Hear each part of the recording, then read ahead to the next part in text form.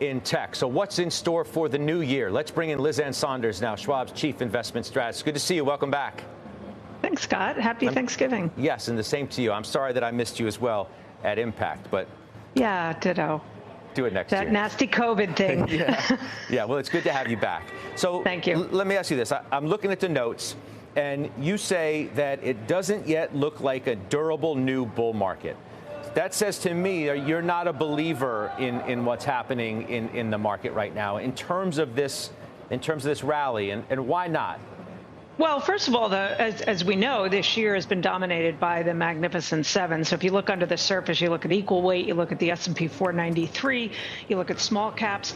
I actually think the leadership there, or lack thereof, is reflective of all the uncertainties we talk about with regard to Fed policy and where the economy is. It's just in cap-weighted indexes, they're biased on the upside. But there was lots of analysis done by us and everybody else at the point where we hit the one-year mark in the move from the S&P low now 14 months ago or 13 months ago, and the absence of participation by small caps, by banks, and weak breadth statistics just said that there was still something lacking. That doesn't mean that the indexes have to retest prior lows. I think we can kind of muddle through, but I think for a sustainable move, I think you need to see a broadening out. And I do think there is a lot of money itching to move into areas other than those mega cap names, and that may be where the opportunity sits next year. So the bottom line is that until you get those other stocks to do anything in a meaningful and sustainable, probably the best way of saying it, a sustainable way, it's just not, you can't say we're good. You just can't yet say we're good. You could just say that the market is incredibly concentrated and performance is driven by a very small handful of names. That's not in and of itself an imminent risk for the market. That often happens with cap-weighted indexes where you get performance bias up the cap spectrum. It's when you've got dramatic underperformance by the remainder of stocks. Now, it's not as bad as it was at the beginning of June when you had a record low percentage of the S&P at that time outperforming the index itself over the prior 3 months, over the prior 6 months.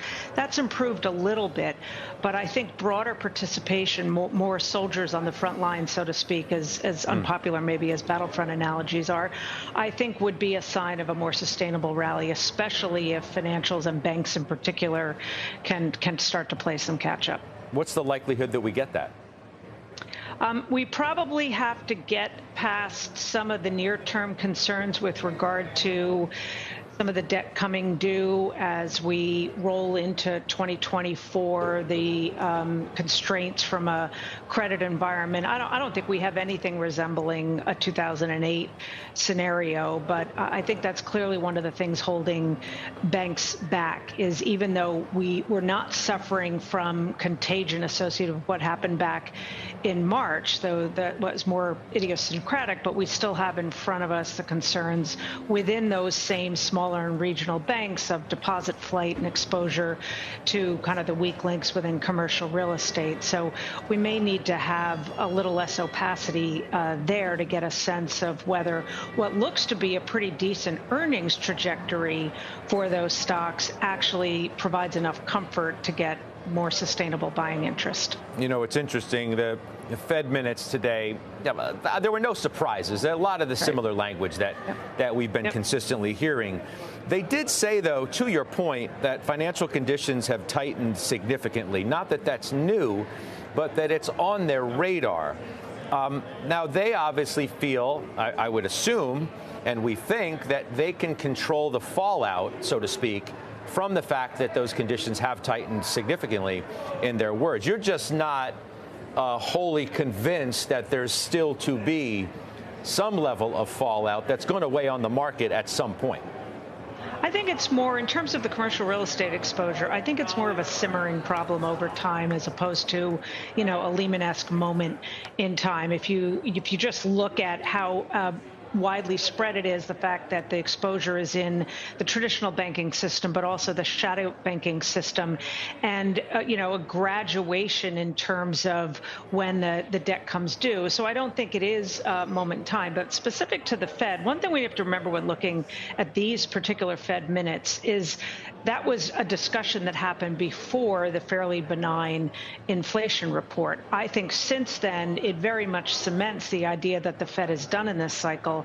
I think what is still yet to be decided is whether the market's expectation of cuts starting as soon as May has validity. And if you extrapolate the current combination of circumstances, I'm not suggesting that's what's going to happen, but if you do, inflation not yet at the Fed's target, employment having had some cracks, but still hanging in there, the economy doing okay.